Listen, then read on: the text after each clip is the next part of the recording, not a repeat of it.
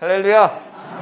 오늘도 하나님의 은혜를 사모하여 달려나온 여러분 모두에게 우리 하나님이 충만한 충족한 은혜를 주시기 원합니다.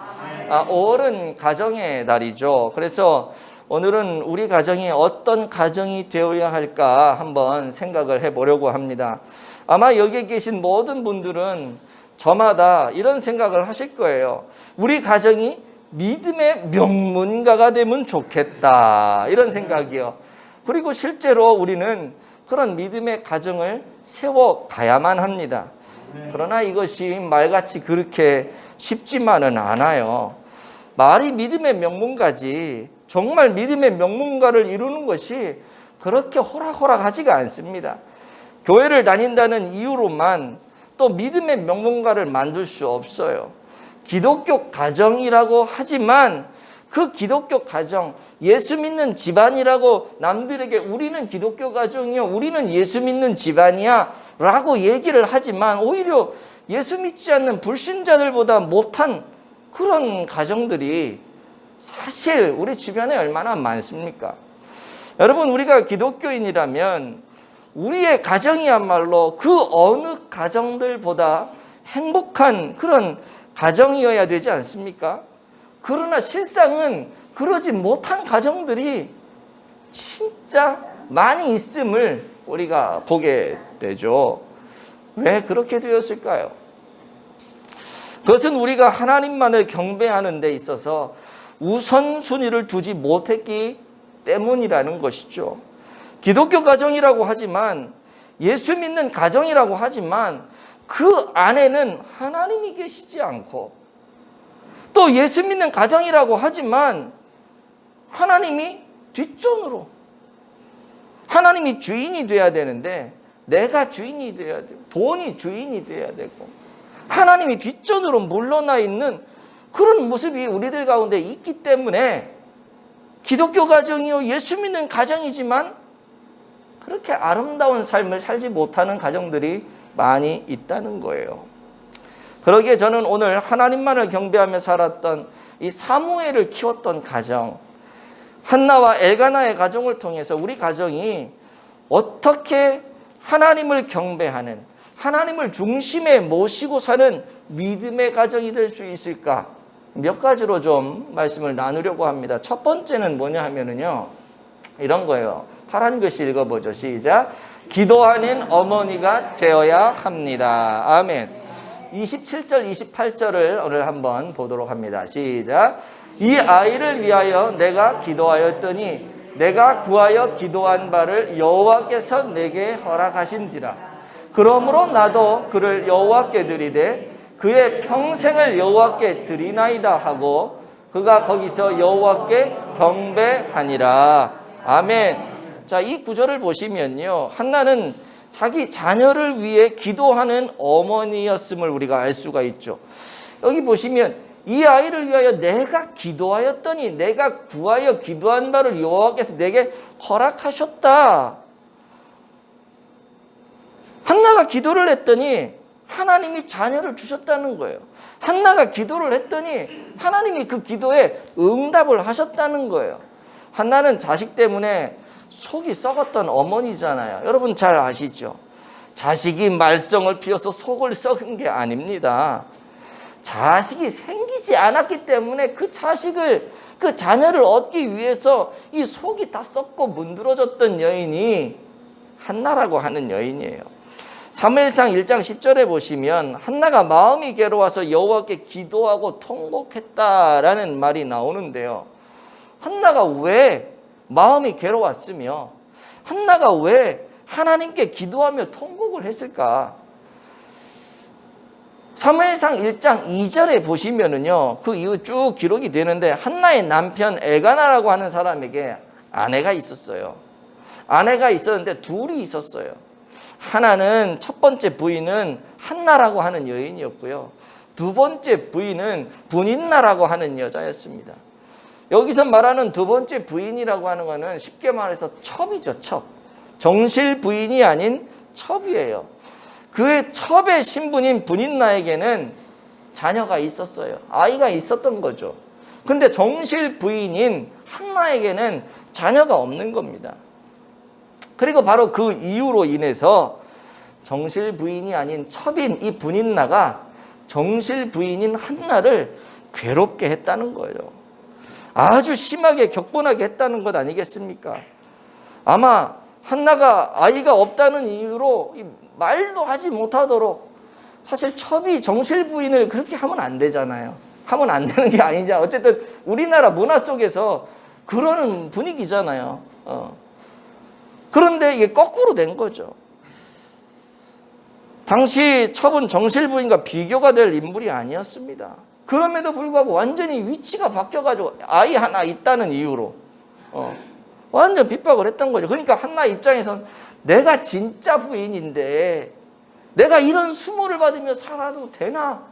화가 나고 격분이 되었던 것이죠. 사실 이 한나가요, 아이를 갖지 못함으로 인해서 남편 엘가나에게 얼마나 미안했겠어요.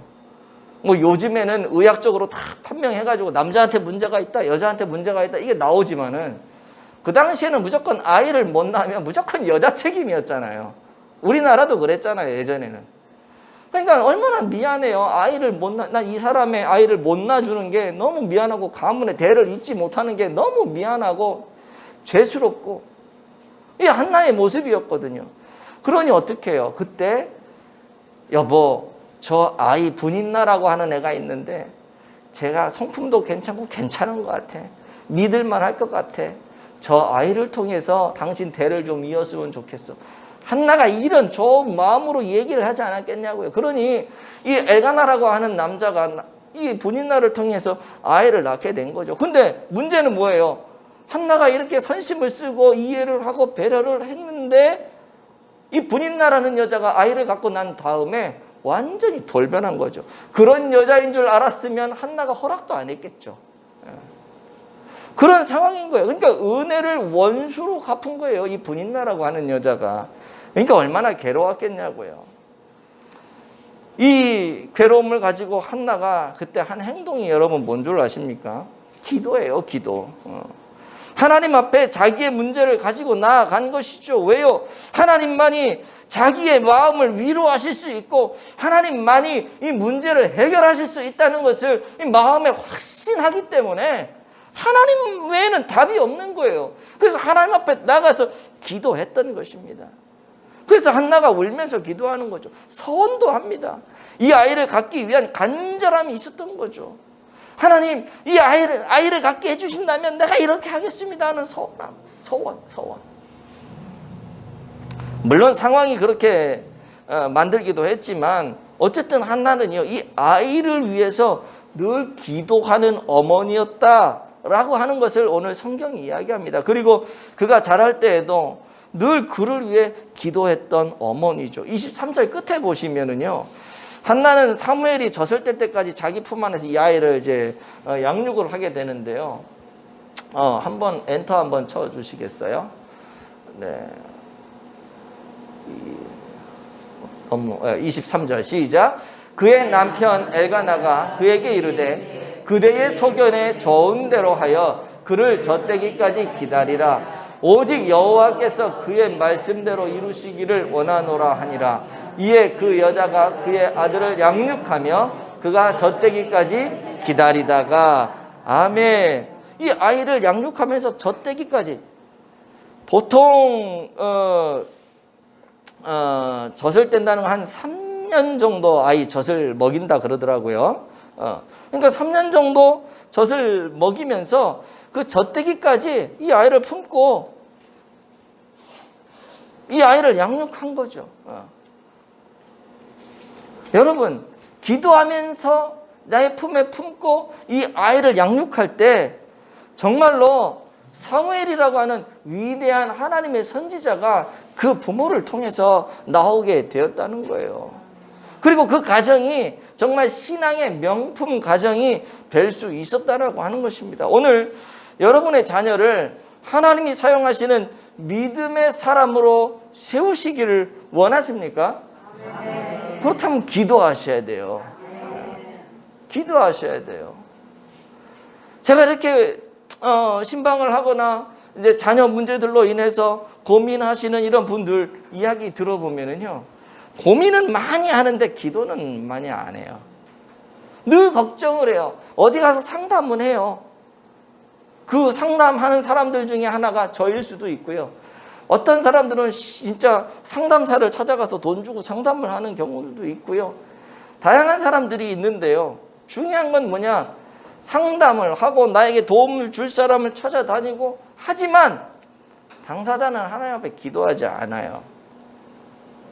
여러분, 어떤 상황에 처해 있든지 간에 여러분 자녀들을 위해서 기도하셔야 됩니다.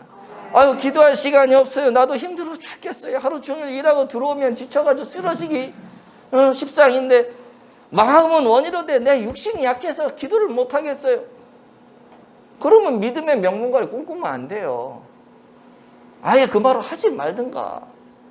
정말 여러분들이 내 가정, 내 자녀, 내 자녀를 통한 우리의 가문이 하나님 앞에 아름답게 세워지는 믿음의 명문가가 되길 원한다면 생명 걸고 기도하셔야 돼요. 그 자녀를 위해서요. 그 자녀를 위해서. 삶이 힘들고 지치고 때로는 뭐 억울한 일이 생겨서 뭐 오늘은 기도하기 싫고 그럴 때 있죠. 그래도 기도하셔야 돼요.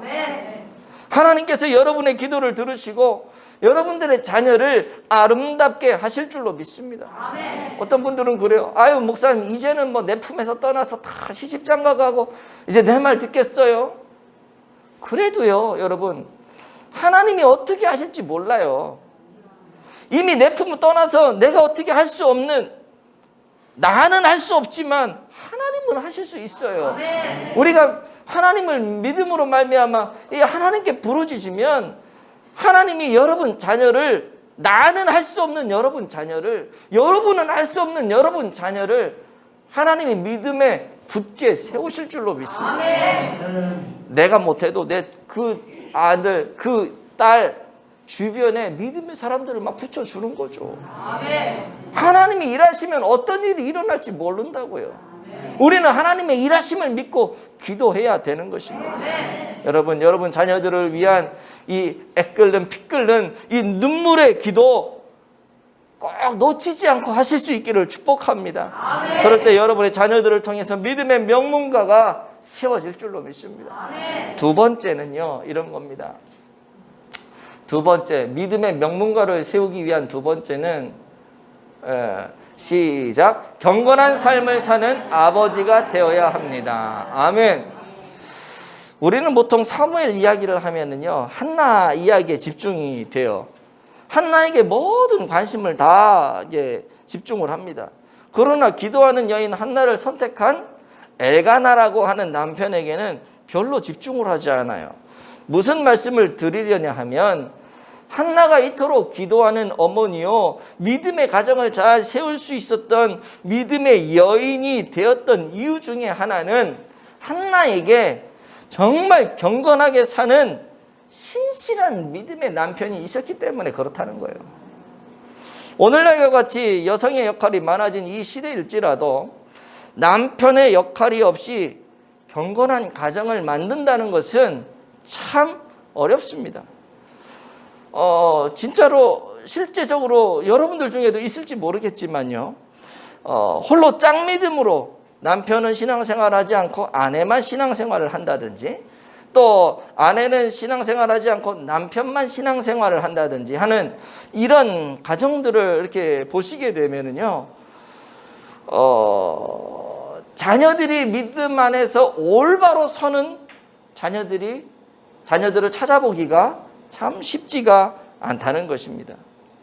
무슨 말이냐 하면, 아내가 이렇게 아름다운 모습으로 신앙으로 자녀들을 양육하고 가정을 잘 세워가기 위해서는 남편이 아내가 그렇게 할 수 있도록 믿음으로 신실하게 경건한 삶을 살아가야 된다는 거예요. 그래서 같이 신앙생활을 잘 해야 되는 거죠.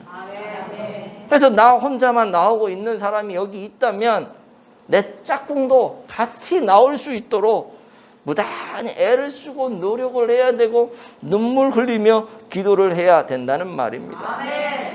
한나가 사무엘을 믿음으로 키워낼 수는 없었을 것이다. 이 남편이 없었으면. 여러분, 자 보세요. 엘가나가 어떤 사람인 줄 아세요? 한나의 남편 엘가나요. 사무엘상 1장 3절에 보시면 이런 얘기가 있어요. 한번 볼까요? 시작. 이 사람이 매년 자기 성읍에 나와서 실로에 올라가서 만군의 여호와께 예배하며 제사를 드렸는데, 아멘. 엘가나라고 하는 이름은요, 하나님이 취하신 자, 하나님이 소유하신 자라는 뜻을 갖고 있는 이름인데요. 이 이름에 걸맞도록 자신을 하나님이 마음껏 사용하실 수 있도록 자신을 하나님께 내어드린 사람이 이 엘가나라고 하는 사람이었던 것이죠. 때문에 그는 매년 하나님께 경배하는 것을 최우선을 두고 있었던 사람입니다. 그런데 사실 그 당시에 이 시대적인 환경과 신앙적인 모습들을 보면은요, 매년 이렇게 하나님께 예배하는 것이 쉽지 않아요. 아이고, 목사님, 1년에 한 번 교회 가는 게 뭐가 쉽지 않아요. 요즘 우리는 1년 새벽 기도할 때는 365일 성전을 나오고 1년 52주 교회 오는데, 지금 성경에 보니까 에게 1년에 한 번 고작, 아이고 이게 무슨 믿음이 좋은 사람이야? 라고 얘기할 수 있지만요, 지금 이 시대의 분위기와 그 시대의 분위기가 완전히 다른 거예요. 왜냐하면 당시의 시대적인 배경이 사사시대였거든요. 이 사사시대의 이 시대적 분위기가 어떻느냐 하면 사사기 21장 25절에 보면 이런 말씀이 있어요. 시작. 그때에 이스라엘의 왕이 없으므로 사람이 각기 자기의 소견에 옳은 대로 행하였더라. 아멘. 뭐냐 하면 내가 마음 먹는 게 그냥 법이라고 하는 거죠. 하나님도 없어요. 선지자도 없어요. 말씀도 없어요. 내가 믿고 싶으면 믿으면 되고, 내가 싫으면 안 하면 되고, 그런 시대 속에 살아갔던 이 사람들이거든요. 그 시대의 이 기준에는 하나님이 없어요. 그냥 내가 좋으면 그게 좋은 거예요. 내가 말하는 대로 되어져야지 그게 또 법이라고 하는 것이죠. 여러분, 그런 사람들은요, 그 당시의 사람들은 그래서 예배를 멸시하기 시작했습니다. 예배, 그거 왜 쓸데없이 예배를 드려? 왜 거기까지 가서 예배를 드려? 집에서 그냥 하면 되지. 근데 여러분, 교회 안 오고 집에서 있다가 나 혼자 하면 되지. 그럼 예배가 잘 되어집니까? 처음에는 조금 하려고 신용하다가 나중에는 어떻게 돼요? 안 드려요. 11시에 일어나서 11시까지 예배를 가려면 집에서 최소한 10시에는 나가야 되는데, 그럼 집에서 예배 드릴 때는 어떻게 해요? 11시 예배니까 10분 전에만 일어나면 되지. 10분 전에만 일어나면 되는 게 아니라 10분 전에도 안 일어나 이제. 그러다가 지각을 해요. 그러다 지각하고 나면 어떻게 돼요? 에이, 오늘만 주일인가? 예배를 꼭 이 시간에만 드려야 되나? 그 다음 녹화된 거 예배 드리면 되지. 근데 한두 번은 녹화된 거 듣다가도 나중에 어떻게 돼요? 예배를 아예 안 드리게 되는, 그 시대의 분위기가 그랬다는 거예요. 그래서 1년에 한 번 제대로 차려서 하나님께 예배 드리는 게 쉽지 않았던 그런 시대라고 하는 겁니다.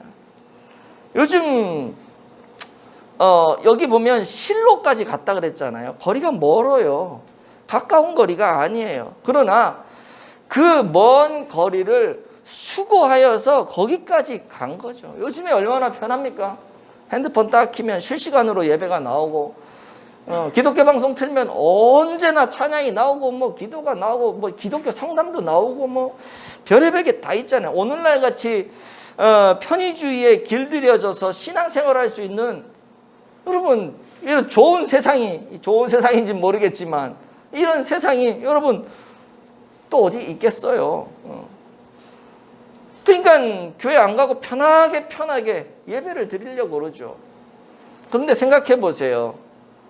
하나님 앞에 예배 드리는 것은 내 편리성에 의해서 예배를 막 드리려고 하지만, 우리가 대학을 간다든지 직장을 선택한다 그럴 때 생각해 보세요. 저기 제주도에 사는 학생이 아이고 서울대는 너무 멀어, 그러니까 난 제주도에 있는 우리 집 옆에 있는 그냥 작은 대학 하나 다니는 게 낫겠다, 이렇게 생각하는 대학생들이 있겠어요? 멀어도요 다 서울대 가려고 그래요. 멀어도요 다 저 버클리 이름이 기억이 안 나지만 네, 짧아가지고 자꾸 저 외국으로 다 나가려고 그런단 말이에요. 예. 멀어도 돈이 들어가도 그거 하려고 그래요. 부모들도 그거 해주려고 기를 씁니다. 근데 교회는 어때요? 그런 거 필요 없어요. 안 가도 좋아. 그냥 집에서 이걸로 한번 스마트폰 키면 다 보이는데 뭐 굳이 갈 필요 뭐 있어. 오늘 저와 여러분의 마음에 이런 생각이 혹시 없냐 이 말이에요. 우리에게 참 많은 도전을 주는 내용이죠. 간절히 바라기는 엘가나와 한나가 예배자로 하나님 앞에 나아갔던 이 먼 거리를 신실하게 하나님을 섬기려고 하는 이 신실한 아버지가 있었다라고 하는 거. 그리고 그 아버지를 쫓아서 어머니가 같이 신앙을 그렇게 했다는 거. 그리고 그 모범을 자녀들에게 보였다라고 하는 거. 우리에게 큰 도전이 아닌가 싶습니다. 여러분, 이런 부모가 있을 때 자녀가 그걸 보는 거예요. 자녀가 그거를 보고 우리 어머님은 우리 아버님은 이럴 때에도 하나님을 붙잡고 신앙생활을 하셨구나. 자기가 그 상황이 됐을 때 보는 거예요. 오늘은 그냥 가고 싶지 않은데. 그랬다가도 우리 어머니, 우리 아버지가 나에게 보여주신 신앙은 이게 아니지. 그랬기 때문에 하나님께서 우리 가정에 복을 주시고 하나님께서 우리 가정에 시온의 대로를 열어주시고 힘들고 어려울 때마다 하나님께서 도와주셔서 좌절하거나 낭망하거나 넘어지지 않도록 힘을 주셔서 여기까지 오게 된 거구나. 그렇다면 나도 우리 어머니, 우리 아버지의 신앙을 쫓아서 이런 아름다운 삶을 살아야지.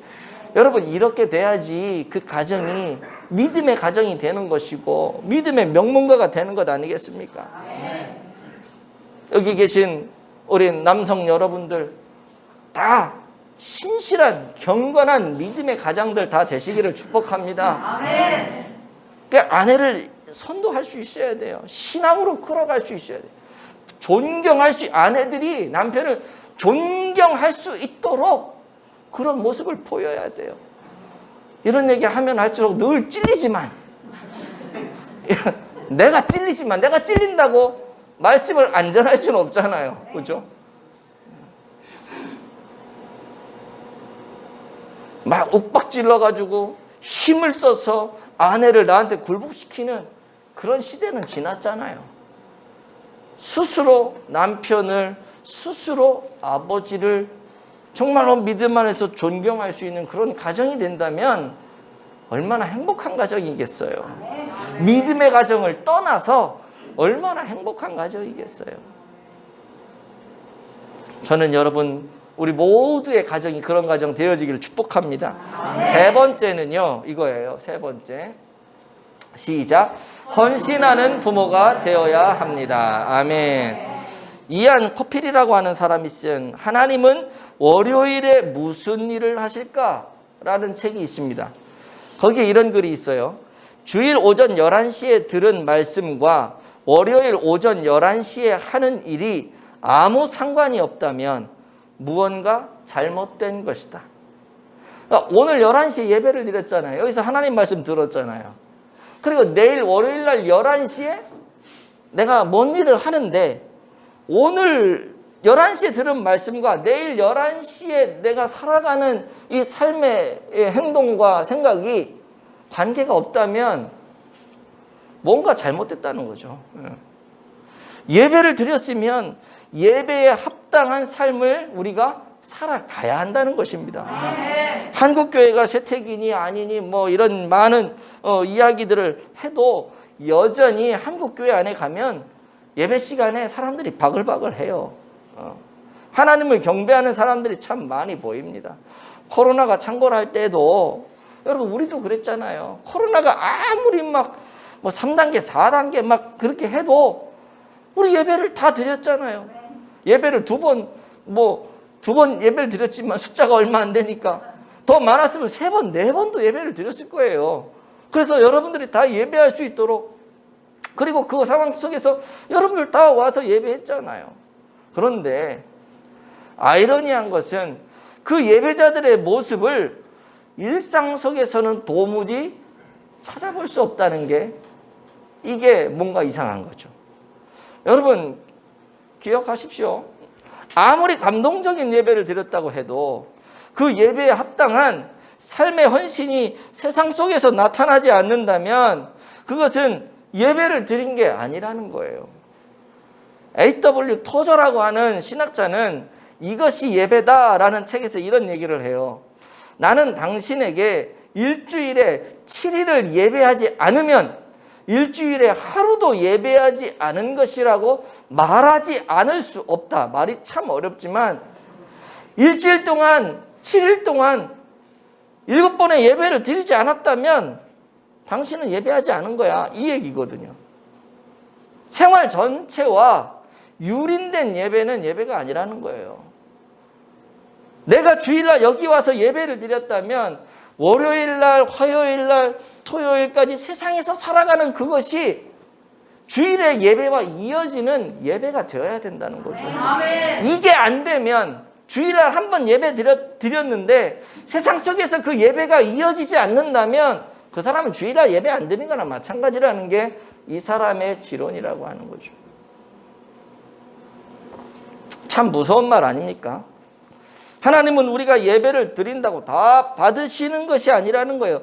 찬양을 드리고 11조를 드리고 말씀에 감동을 받았다 해도 나머지 일주일 동안의 삶이 예배에 합당한 삶이냐, 예배에 합당한 삶으로 나타나느냐, 예배로 인해서 내가 세상에서 헌신하는 삶을 나타내고 있느냐, 그러지 않는다면 그 사람은 예배 제대로 드린 거 아니라는 거예요.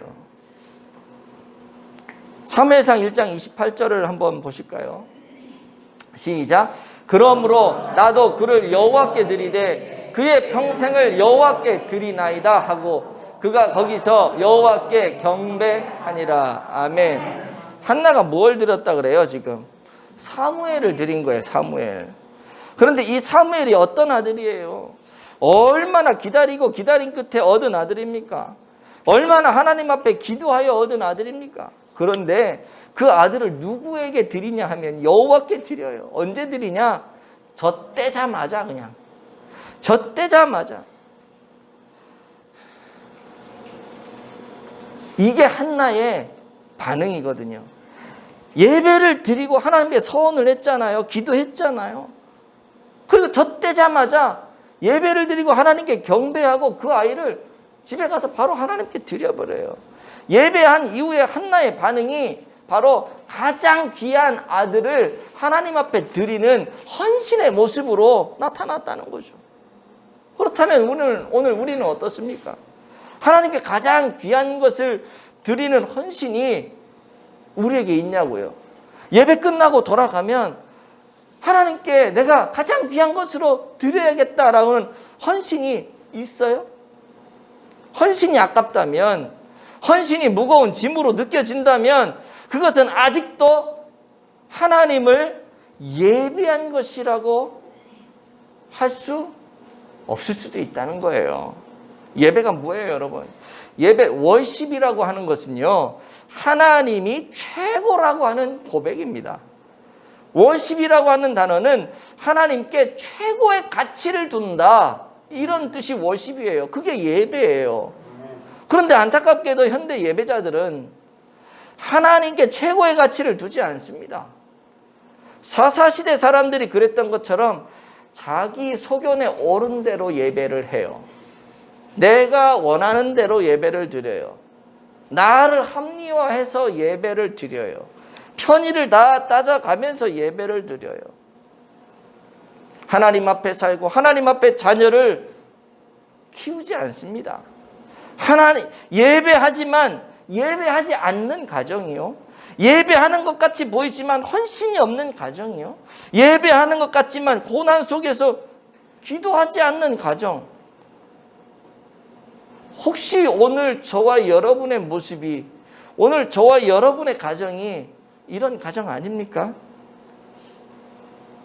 한번 생각해 보세요. 한나가 엘가나와 결혼해서 행복하게 살았대요. 이거 알려주려고 오늘 성경이 기록이 되었을까요? 이것이 한나의 일생이었다면 오늘 우리가 그 여인의 일생을 그냥 읽고 그랬구나. 아유 참 좋겠다. 참 행복했겠다. 그거 알려주려고 성경이 이걸 기록했겠어요? 오늘 우리가 이 한나의 이야기를 듣고자 하는 것은 한나를 통해서 이스라엘 역사상 가장 위대한 선지자이자 사사이자 제사장이 그 가정에서 나와서 그 제사장이 누구냐? 사무엘이라고 하는 거.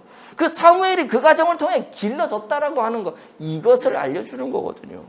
단지 그냥 행복하게 살더라. 엘가나라고 하는 남자 만나가지고 애 낳고 잘 살더라. 이러려고 써준 게 아니란 말이에요. 이 가정에 어떻게 신앙교육을 했고 부모님이 어땠고 그러니 이런 사무엘이라고 하는 위대한 이스라엘의 선지자요 제사장이요 사사가 나왔다라고 하는 거 이거를 우리에게 알려주면서 그렇다면 너는 어떻게 살을래? 지금 그 얘기를 성경이 우리에게 해주고 있는 것 아니겠습니까? 말씀을 맺겠습니다. 5월 가정의 달을 맞이하여 여러분 가정은 어떤 가정을 꿈꾸고 계십니까? 단지 행복한 가정이 되길 원하십니까? 당연히 행복한 가정이 되어야죠. 그러나 행복한 가정을 넘어서 믿음의 가정, 믿음의 명문가를 꿈꾸며 세워가는 우리 모두가 되어지길 축복합니다. 아멘. 그러기 위해서 오늘 엘가나와 한나가 보여준 이 믿음의 행동들을 잘 간직할 수 있길 바라요. 어떤 일이 있어도 기도하는 부모가 되십시오. 아멘. 어떤 일이 있어도 경건한 삶을 보여주는 부모가 되십시오. 아멘. 그리고 여러분의 삶 속에서 진정한 예배자로 가장 귀한 것을 하나님께 먼저 드리는 헌신자가 되십시오. 아멘. 그럴 때 여러분의 가정이 믿음의 명문가가 되고 하나님께서 이 시대에 들어 쓰시는 가정이 될 줄로 믿습니다. 아멘. 그런 가정 되시기를 예수님의 이름으로 축복을 드립니다. 아멘.